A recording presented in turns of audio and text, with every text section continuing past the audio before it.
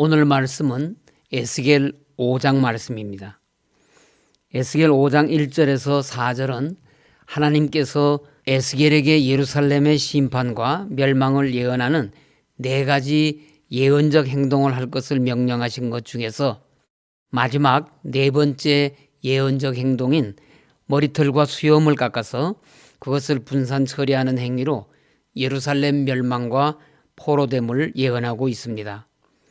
1절부터 4절에 너 인자야 너는 날카로운 칼을 가져다가 삭도로 삼아 내 머리털과 수염을 깎아서 저울로 달아 나누어 두라.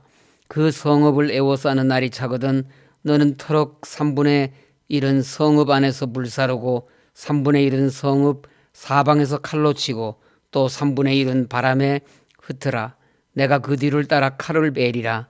너는 터럭 중에서 조금을 내 옷자락에 싸고 또 그 가운데에서 얼마를 불에 던져 사르라.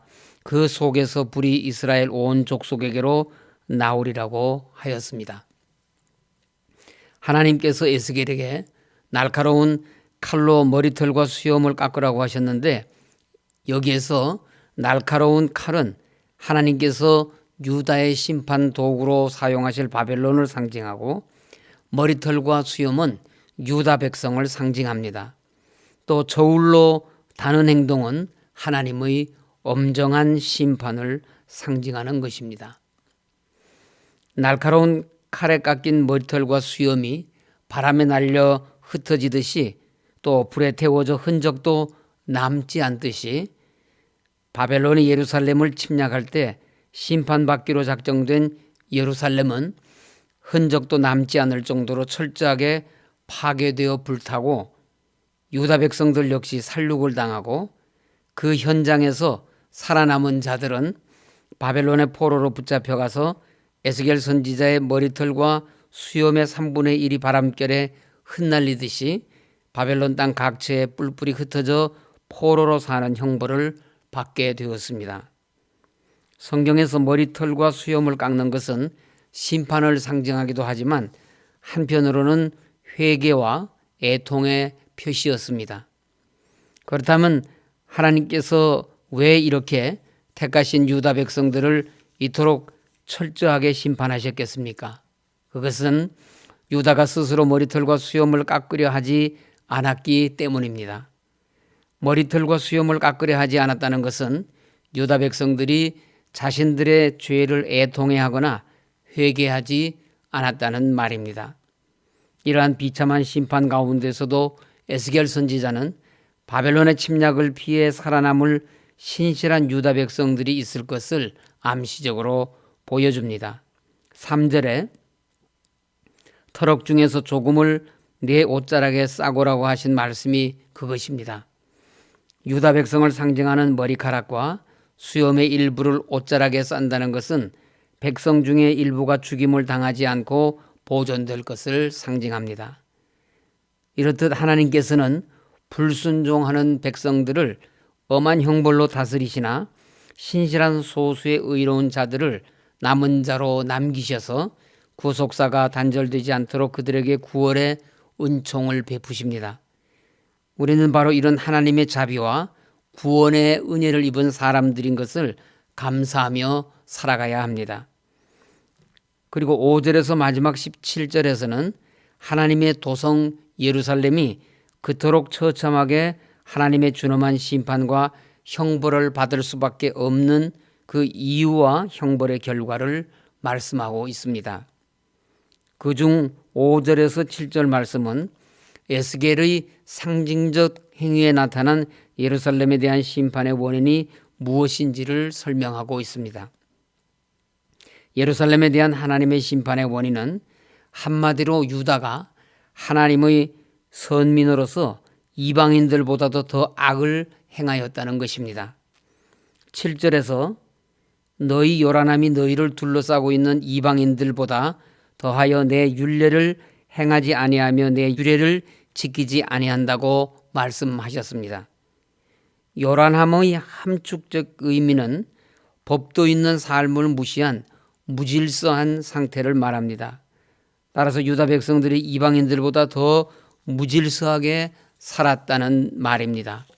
그들의 무질서가 어느 정도였는가 하면 이방인들이 자기들의 우상을 섬기는 정성에도 미치지 못할 정도로 유다 백성들이 하나님을 업신여겼고 이방인들이 그들의 규례를 지키며 나름대로 질서를 유지하였던 것보다 못할 정도였습니다.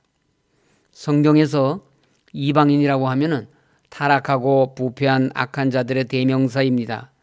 그런데 하나님의 선민이라고 하는 유다 백성들이 이런 이방인들보다도 더 요란하였다는 것은 심판을 받아 멸망하기 직전 유다의 타락이 얼마나 극심하였는지를 증거합니다.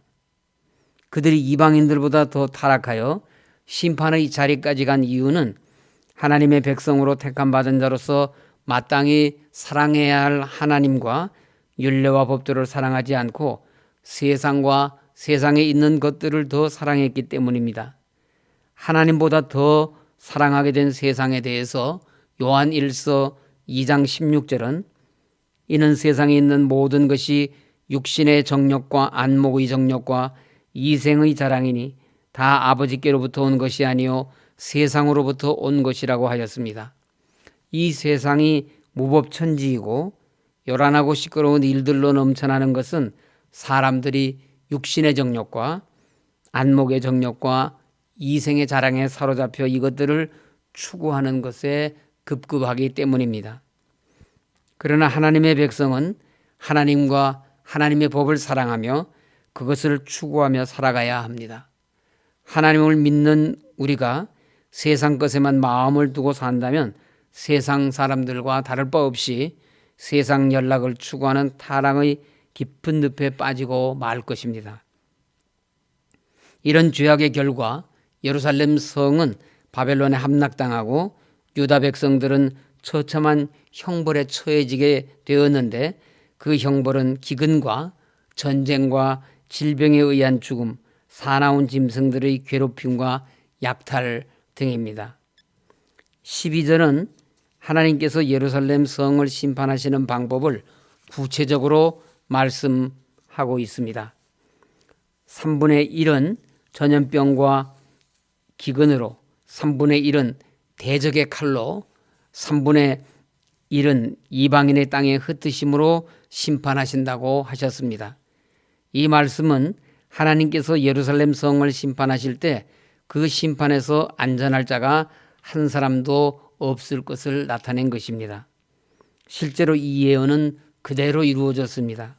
예루살렘은 바벨론에 의해 1년 6개월 동안 포위되어 있었으며 수많은 사람들이 기근과 전염병으로 죽었으며 그 후 예루살렘이 멸망할 때에도 많은 사람들이 바벨론 군대에 의해 죽임을 당했습니다. 그리고 그 중에 살아남은 자들은 바벨론의 포로로 끌려가거나 다른 이방 나라로 흩어졌습니다. 이방 나라로 흩어진 자들의 뒤를 칼이 따를 것이라고 하였는데 이 예언은 애굽으로 피난 간 유다의 남은 자들이 주전 571년경 애굽을 침략한 바벨론에 의해 죽임을 당함으로써 말씀대로 성취되었습니다. 예루살렘에 대한 하나님의 심판 예언은 예언하신 그대로 다 성취되었습니다. 한편 에스겔은 이렇게 무서운 형벌을 내리신 하나님이 오히려 만족함으로 쉴 수 있게 되었다고 말합니다. 13절 말씀입니다. 이와 같이 내 노가 다한즉 그들을 향한 분이 풀려서 내 마음이 가라앉으리라. 내 분이 그들에게 다한즉 나 여호와가 열심으로 말한 줄을 그들이 알리라고 말씀하고 있습니다.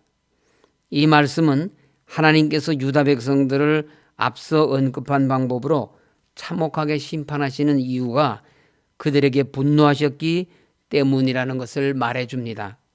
하나님께서는 유다 백성들에 대한 이 분노를 풀기 위하여 심판하신 것입니다. 하나님께서 심판하실 만큼 분노하신 이유는 유다 백성에 대한 열심이 있었기 때문입니다. 여기서 열심은 질투를 의미합니다. 하나님은 유다를 사랑하시되 모든 정성을 쏟아 사랑하셨습니다. 그러나 유다는 하나님의 열심과 사랑을 배신하였기 때문에 하나님은 질투하시며 분노하신 것입니다. 우리는 이러한 하나님의 분노와 사랑의 이면에서 하나님께서 얼마나 유다를 특별하게 여기며 아끼고 사랑하시는지를 알 수 있어야 합니다. 택하신 백성 유다를 지극히 사랑하신 하나님은 하나님의 백성인 우리 믿는 사람들을 동일한 사랑으로 사랑하십니다. 하나님께서는 아들을 십자가에 내어주시기까지 우리를 사랑하셨습니다. 이러한 하나님의 사랑을 저버린다면 유다 백성들에게 행하신 것처럼 진노하시며 질투하시고 죄에서 벗어나도록 하기 위해서 모든 일을 다 행하실 것입니다. 질투하시기까지 우리를 사랑하시는 하나님 아버지의 그 지극하신 사랑을 가슴 깊이 새겨서 우리도 오직 하나님만을 사랑하고 섬기는 신실한 주의 백성들이 되기를 간절히 바랍니다.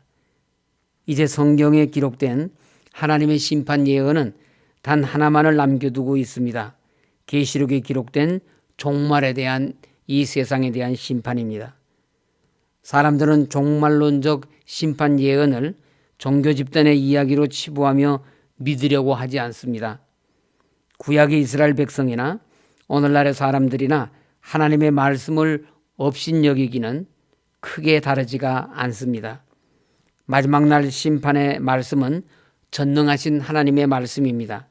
하나님께서 구원과 축복을 베푸실 것이라는 말씀이 그대로 성취된다는 것처럼 심판의 말씀 또한 신실하신 하나님의 말씀대로 다 성취된다는 사실을 믿어 의심하지 마시기 바랍니다. 말씀을 마치겠습니다. 하나님의 심판 예언은 참으로 두렵고 비참한 일이 아닐 수 없습니다. 그런데 이처럼 두려운 일이 선민 유다 백성들에게 일어나게 된 것은 그들의 죄악 때문입니다. 그들이 범한 죄가 그처럼 비극적인 결과를 초래한 것입니다. 하나님께서는 택한 백성 유다가 이방 나라에 의해 멸망당하는 것을 원치 않으셨습니다. 이것은 결국 그들을 택하신 하나님의 전능하심과 거룩하신 존엄성에 대한 모독이라고 할 수 있기 때문입니다. 그러나 하나님께서는 하나님의 존엄성이 상실되면서까지 유다를 징계하셨습니다.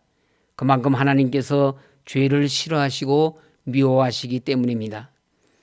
그러므로 우리는 그 어떤 경우에도 하나님의 거룩하신 공의를 무시하거나 가벼이 여겨서는 안 된다는 것을 잊지 말아야 합니다.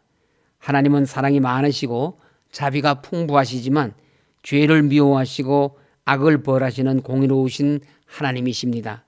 그렇기 때문에 우리 성도는 하루하루를 하나님의 거룩하심에 부합되는 삶을 살도록 해야 합니다.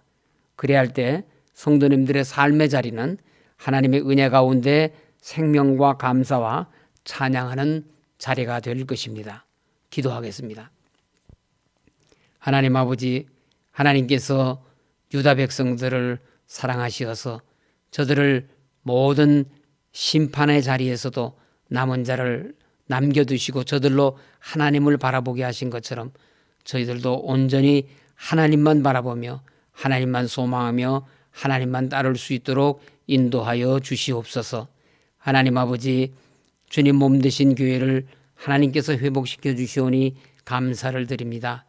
우리 교회가 온전히 하나님 앞에 바로 서는 날까지 성령 충만하게 하시고 온 성도들이 하나님만 바라볼 수 있도록 인도하여 주시옵소서. 교회에 남아있는 모든 성사 통하여서 하나님의 승리를 체험하는 저희들 모두가 될 수 있도록 인도하여 주시옵소서. 하나님 아버지, 이 나라를 불쌍히 여겨 주시옵시고 하나님을 두려워하게 하시고 이 나라가 하나님의 공의에 바로 세워질 수 있도록 주님 역사하여 주시옵소서. 코로나19의 확산으로 인하여서 심한 고통 가운데 있는 이 백성들을 불쌍히 여겨 주시옵시고 하나님께서 속히 코로나 바이러스가 소멸되게 하시고 또 백신과 치료제가 개발되고 우리 국민들이 속히 이 두려움에서 벗어날 수 있도록 우리 하나님께서 인도하여 주시옵소서.